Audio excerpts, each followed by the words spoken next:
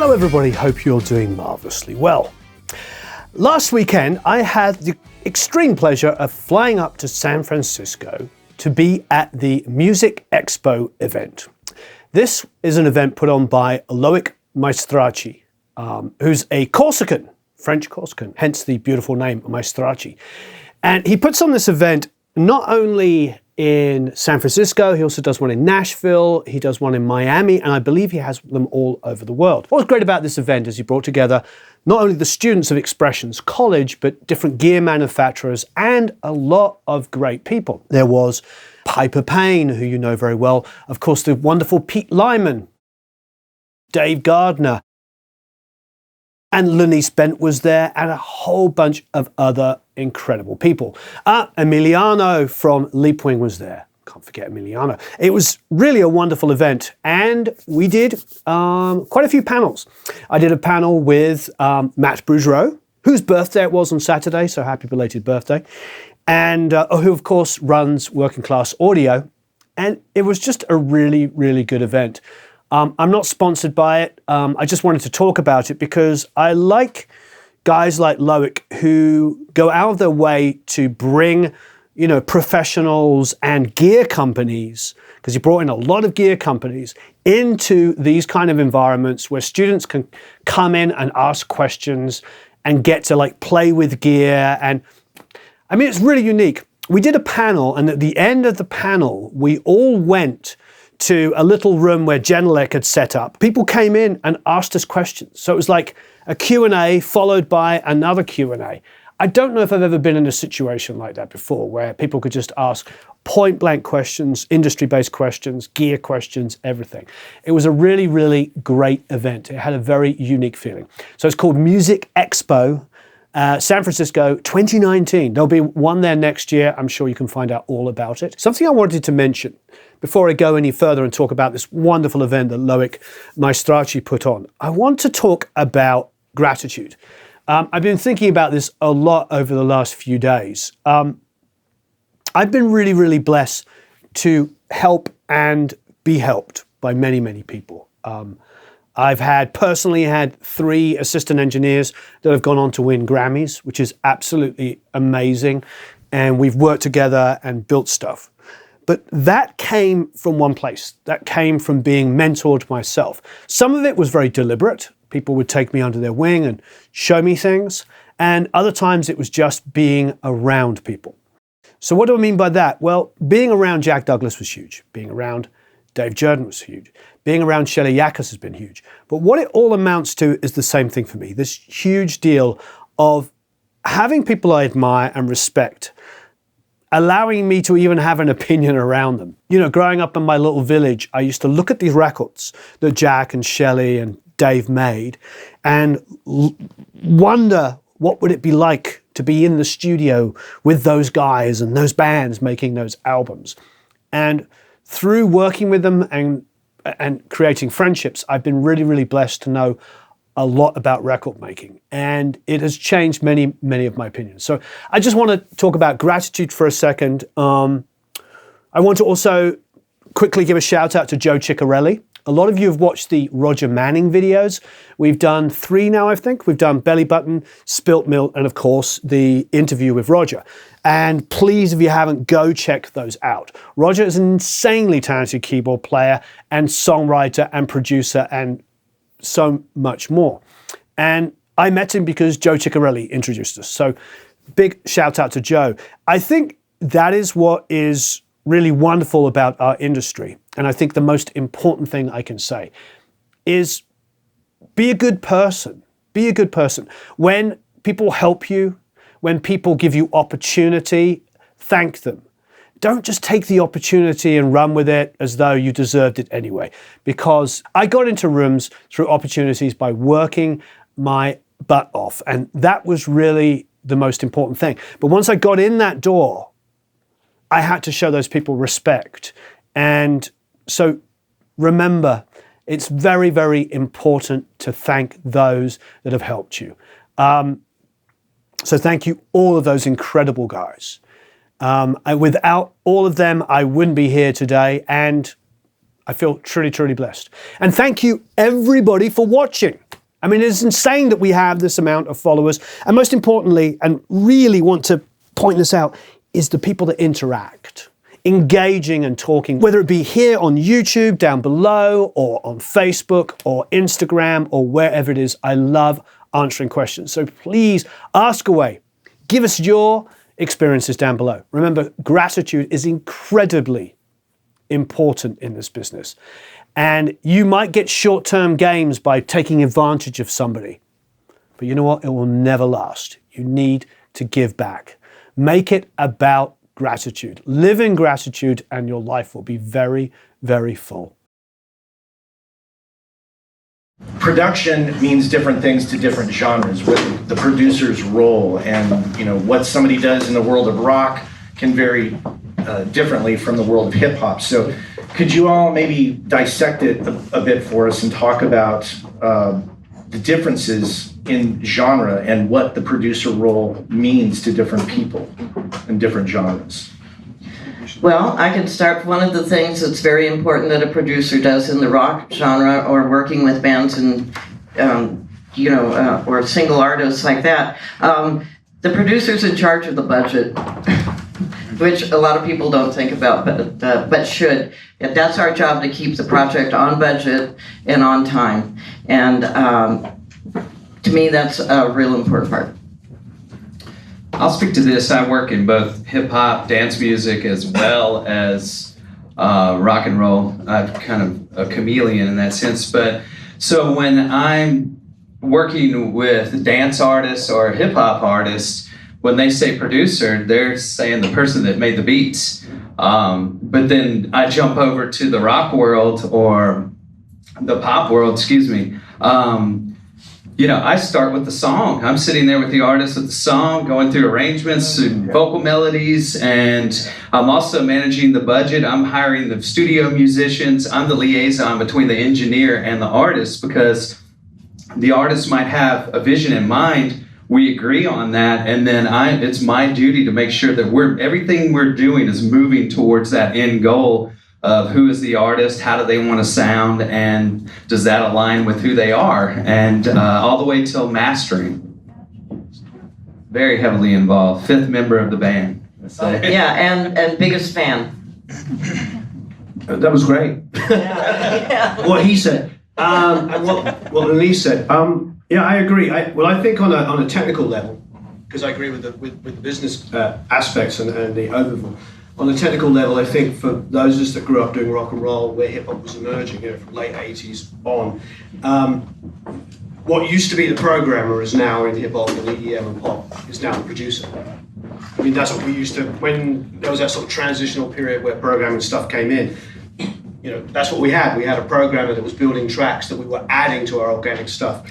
It's an interesting question, and I'm just going to say one thing. I still don't think anybody's figured out how these worlds work together. I always feel like if you go back to the mid-90s, without getting too much off the thing, I feel like in the mid-90s, there was a better sense of how organic and program stuff worked. Now it seems like it's diametrically opposed. You're either doing organic stuff or program stuff. I don't hear anything that's really kind of working, just to move that along. Do you have any thoughts on that, Michael? Yeah, I mean, I'm just going to add to what everybody else has said. Primarily working with rock and singer-songwriter, R&B, and jazz. Very different, but also similar. Like with the jazz guys, you just want to let them know if they were tight and if they played a good solo, right? You want to check the chart and make sure that, there are no clashing notes, stuff like that.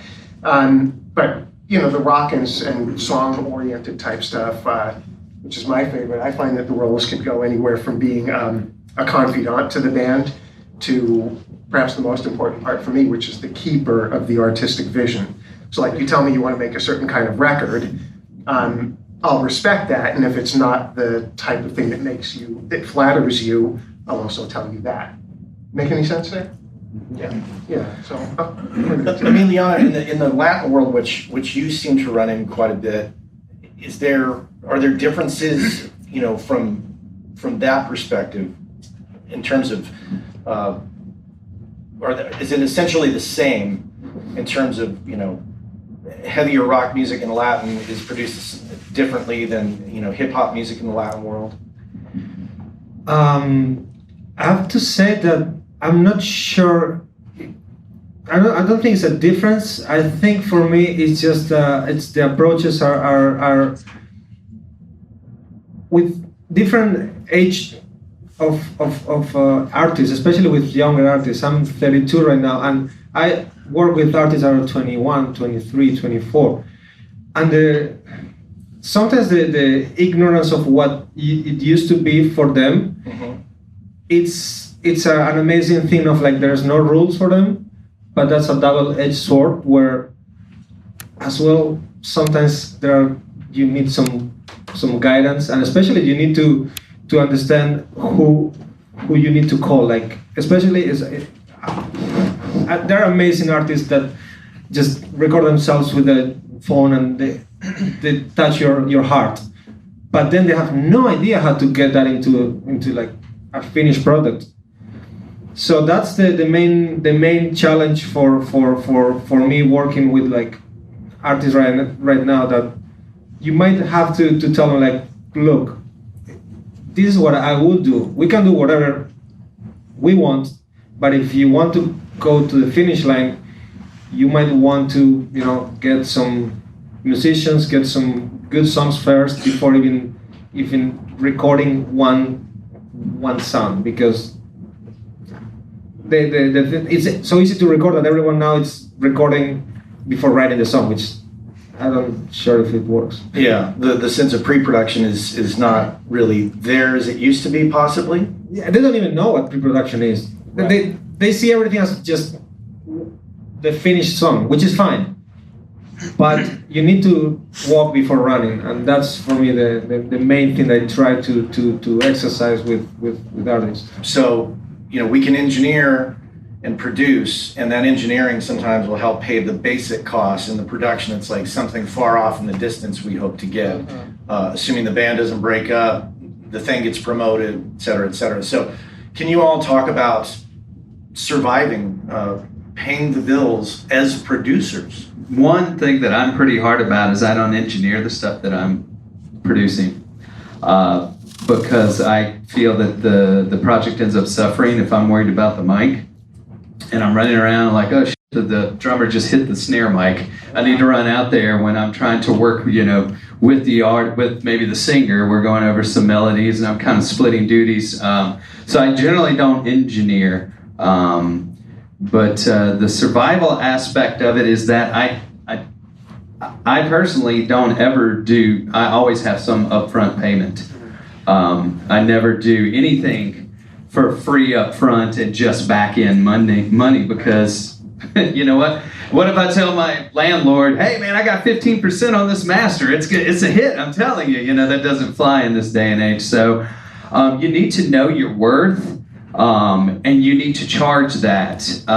This is something I'm very, very a hard ass on, because not only if you undercharge for something, you're not only hurting yourself, you're hurting the industry, because you're bringing down with the expectations of what people can get. They think that they can get stuff for free or for extremely cheap. And as we all know, we're working our behinds off on these projects. So that is one survival tactic. I do totally agree, but I know what you're saying, but I hope everybody is going to hear what we're going to say now, because I know you're going to agree with this.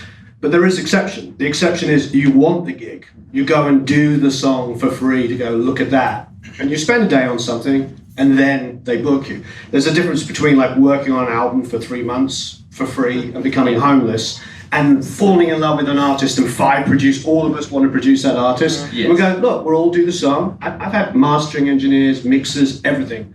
Of massive names, master or mix a song for free to get the gig. Oh, for sure. That does happen. So just make sure we hear that, because people get confused by it. I know. Absolutely. I agree with you for doing that. And I should probably add to this. That, I know relative to many people, my fees are kind of stupid expensive, like expensive enough that if I were to go, like an indie just comes up to me and says, how much is it going to cost to do this? It's like, well, what's your budget?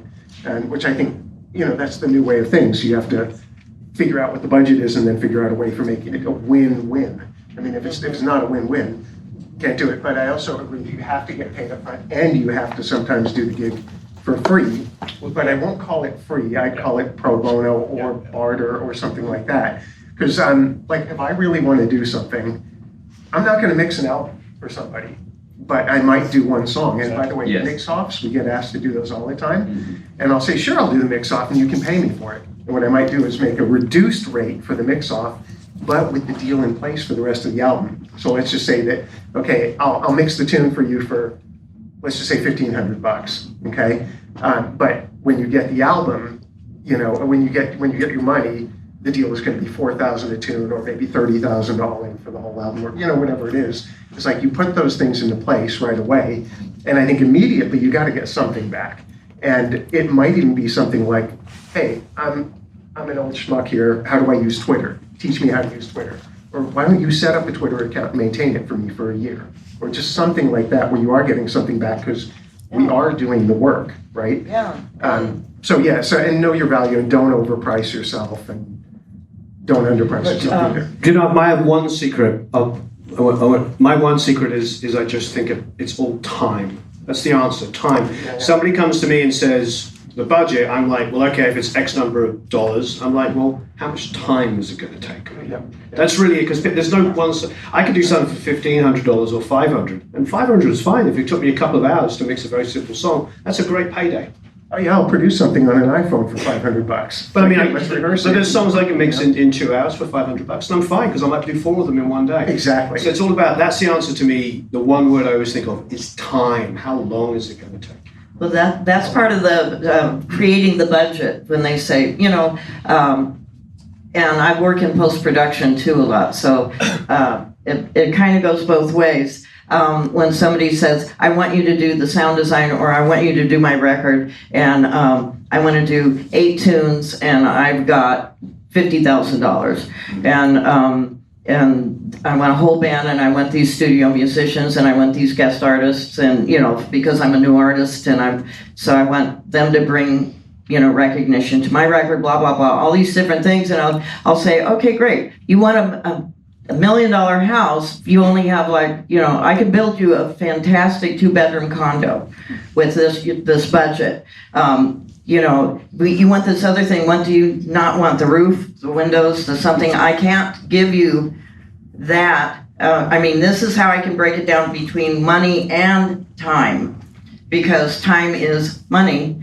And so you have to create realistically, and this is an acquired skill. Because you can think, yeah, because you really want to do this record. So you go, yeah, I can do that. I can cut 10 tunes in one day, and we'll do all the, you know, guitar parts and everything and whatever it is. And, you know, you learn that just isn't going to happen unless your pre-production is really tight and the band's tight and all those. One thing I wanted to say about something that was brought up earlier about getting something up front, a retainer. I get a non-refundable retainer because that proves to me that they really mean it. Because if somebody says, I want you to do your record and my record, and so I start all the pre-production, you know, I start putting the budget together, I start booking the studio time, or whatever it is that's required, and going over the arrangements and all, and spending time talking to them on the phone, and when they would call to talk, I'd say, okay, yeah, it's your dime, clock's rolling, sure, we can talk about anything you want. You were going to say something? Yeah, circling back to your comment about the $1 million home or the fantastic 2-bedroom condo. Yes. The word that I want to underscore here is fantastic, right? Because it's better to knock one out of the park than to, you know, not really get anywhere. And also I find that if you do the one thing truly fantastically, they're going to be motivated to figure out a way to get you to do more.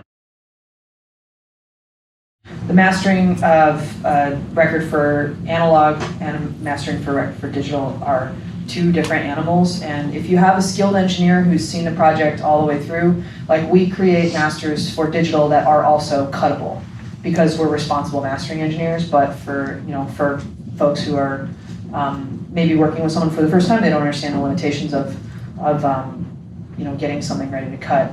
It really, really helps to talk to somebody who knows what it really should be, and the stakes are kind of high, especially with younger artists getting into vinyl for the first time. If they have a bad experience or they end up with a test pressing or even a finished pressing, and a lot of times that sounds bad or is unplayable, they're probably not going to make a record again, and that's just not good for any of us. So a consultation ahead of time with the engineer to say, like, is this mix going to be cuttable, is probably the first line of defense. For us, the tools that we're using, we have elliptical filters in the bass, where anything below a certain frequency will end up being mono. We also use low pass EQs. If something has way too much top end, we often will have to low pass it at 15 or 16 kilohertz, and then high pass it for sub bass control. Working with an engineer who has a fantastic lathe and is working on a ton of different kinds of projects is also really helpful. The fact that Pete's spared no expense when it comes to maintaining the equipment that he has and building a studio that can really take any project, that's the kind of people you want to work with. Those are the tools, really. There's not any craziness. We do a little bit of high frequency limiting sometimes and some EQ and some elliptical EQ. A lot of de-essing. A lot of de-essing. Hopefully it's like not crazy loud and we don't have to ask for a remix. That's really it. Is it possible to correct low frequency phase issues then? If it's really, literally. By correct. We can try and minimize the problems with it, but there's no way to really. You can adjust something to make it cut, but it doesn't mean it's going to sound like the original mix. Yeah. So you get an EDM mix that has stereo out of phase 808 kick drums, and you want to be able to cut that, you might be cutting a record with no kick drum. Right. Or by the time you try to fix it. Some things, your only other option is to cut it at such a ridiculously low level that it wouldn't be worth playing. Or go back to the basics. Yeah. I think though, when I started cutting records, I cut my teeth cutting a lot of hip hop and electronic records. And I would say in the late 90s, early 2000s, the people that were producing that music had a very good understanding of how it would translate to vinyl. And in fact, that's all they really cared about. They would come into us and we would cut reference acetates that they would play in the clubs that night. And then if they didn't like the way it sounded, they would remix the song before we cut masters of those. No one does that anymore. Well, I did that with the new Madame Gandhi record. She wants the vinyl to have as much bass as humanly possible. And so she remixed it and remixed it and remixed it until we thought it would cut okay. I do feel for artists though, because a lot of these sounds themselves are inherent in the actual DAWs. Logic's great, don't get me wrong, but they have a stereo bass sound, which they've had for about 15 years, which is basically left to right, completely out of phase with each other. Simple as that. And I don't know. How's maybe it I'm wrong supposed to know, that not to be super get off my lawn, but when does that ever sound good? When has that ever sounded good? I Why? think subtle phase issues. Sure. We learn over periods of time. We develop ears, for that. But that to somebody for the first time is, wow, that's a cool effect. Yeah. And just a couple really simple things that, as again, to fall into Pete's get off my lawn, old man stuff. When I first started working a long time ago, I started in broadcast and because it was college radio, and it was Black Community College Radio, and it was an all analog signal chain. And so you had to be insanely uptight about de-essing, because I don't know if there is a more annoying sound on earth than, be it on a radio station or at SeaWorld or at the airport, when it's the crazy whistling S's from someone speaking into a microphone. And so anytime you hear an S whistle, that's a problem for vinyl. And so when you are recording, when you are mixing, the very first thing, I just did a record 2 days ago in which the recording engineer put up a mic that was totally inappropriate for the singer's voice, who has, albeit a little bit of a non-standard female voice, but the presence peak is in the wrong place, right? So all they really did was shift their inherent whistle from like her voice into a place that was so hard to deal with at mastering. And you know, like somebody else mastered the record, then she paid to have me do a vinyl version of the record because it was so obviously problematic. And that went all the way back to a decision the recording engineer made. And then the mix engineer didn't necessarily deal with it. So de-essing, high-pass filters. Ask yourself, why? Have you not noticed that's a thing? There's actually a thing in a lot of pop where there's a distorted, like, 2 to 3K. Yeah. But I'm talking, I'm talking like 8 to 12K. Yeah, higher stuff. I'm talking about like that presence peak that I think is built into a lot of 47 clones. Yeah. And so it's sort of up over the top, and then someone takes a clone of the 10K shelf from an Eve and cranks that, and then you just have this wild presence. Probably tracking for long periods of time really loud, don't hear it. Exactly. And it's just, but like, you know, and the other thing is like, you know, in the same way, like stereo bass, do you need that? Like, do you need like 30 hertz in a vocal? Do you need 30 hertz in your guitar tracks? Do you need 30, like all of this stuff that just, when we go to check something to cut, and you listen to where I do it in mastering all the time, I listen to something on the side, and you hear, like way down low, like lighting up a sub. And there's nothing musical about that. Yeah, it's one of my pet hates, I mean.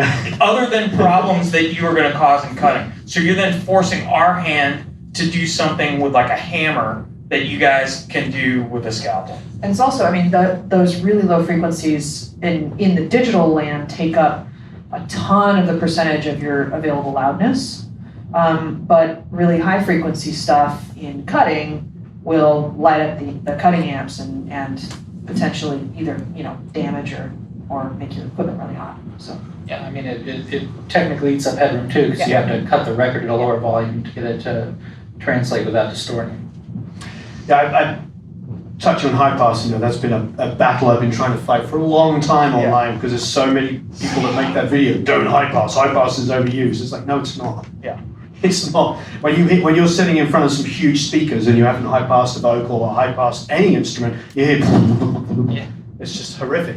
And I think that for a lot of the stereo imaging stuff that people now do, and there are products that do an amazing job of it, like the R&D box that we all love, that, you know, you can do some amazing stereo imaging stuff on that, but when you go in stereo image, I think like widening the kick, like that just blurred, because it's like then everything's all over. You know, you don't have any dimension that's down the middle. I wish that they had not included the low and low mid widening tool on that, except for that we can use it to collapse already 2 wide mixes. Oh, the master bus process? Yeah, the knob that's all the way to the right. Oh, can you invert it though and make it? You can. Oh, you that's can. genius. I have had to use that a couple times. That's what I was wondering, whether there is a tool that you can use to do that. There are tools in the analog domain that we use for that all the time. I mean, a lot of times Fab Filter will knock it out faster for us. We can do it on, we have to look at the filters on our mastering console too. So I suppose the begs the question, how often are you going back to producers, engineers and mixers going, yeah, could you help us out here? I mean, is that a pretty common thing for you? Lately, not for me. But, I mean, I guess I work with a lot of producers and engineers that are really seasoned with vinyl. But occasionally with you know, it usually happens with a younger group, newer client that maybe they're doing their first record. And I think, you know, because people are just so used to being able to create a song on their laptop and just spit it out into the world, that they sort of, even through the mastering process, they just sort of think like, oh, well, after we master the record, then we just send these files off to some magic pressing plant, and it's like, you know, Pop-Tarts and records come back, and that's all you have to do. So, Right, it's not like that. Maybe not specifically for vinyl stuff, because if they are making vinyl, then at the very least they've thought about it in general. I find that I have to send stuff back more often because like they so very clearly like didn't notice that there was a dropout in the middle of the second chorus, or they like Oh, didn't put the backup vocals. They didn't put the reverb on the backup vocals, you know, on the outro or whatever. So it's like human error that the people are missing because they're not paying attention. And now that we have non-real-time export processing, they're not paying attention and listening back through. So please do us a favor and do yourselves a favor, because you just have to pay for a new master if there's an error. I feel like there's two things that would work. One we just one's just general housekeeping. Yes, definitely. I think there's two things that work. One, we touched on the fact that unfortunately people that are making virtual instruments are also making virtual instruments that won't work in this environment.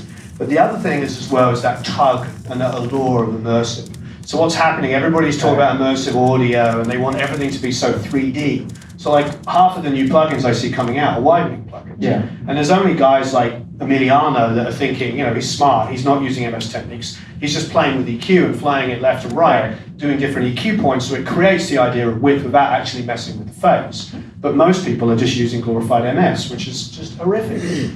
And so you've got all these extreme widening points. But is that threat of immersive, I think, is the driving force. I think it's tough, and I think, you know, I also do a lot of soundtrack stuff, and I do a lot of like classical, like sort of contemporary classical stuff to cut.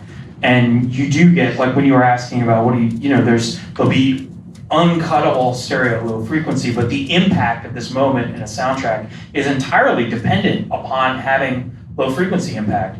And so I've had to wind up doing some really weird EQ situations where I will boost above what I've essentially just monoed, so it feels that there is a similar impact. And like, I actually went through something with a client where they sent the cutting master to, it was like for a 4 LP like soundtrack for all these different soundtracks, and they sent it to the composer, and I got forwarded an email from him incredibly angry saying, this is quiet, it doesn't sound any different, I don't understand what the mastering was for, you know, vinyl should be louder, et cetera, which then it just becomes like an education moment, you know, where I'm just like, well, let's talk about this. And I actually took that as a tremendous compliment, because part of me was going to like snapshot to him the EQ that I had to do to his records to make it sound like the digital version, because of what had to happen with high frequency control and dealing with the phase issues. So it's like, you know, and it wound up being great. He was happy, the label was happy, but it was, you know, it's just that it is not, like you said, it's widening, and this idea that everything's going to be this sort of immersive stereo experience, and then you come back to the largest physical format and it's still, you know, 1940.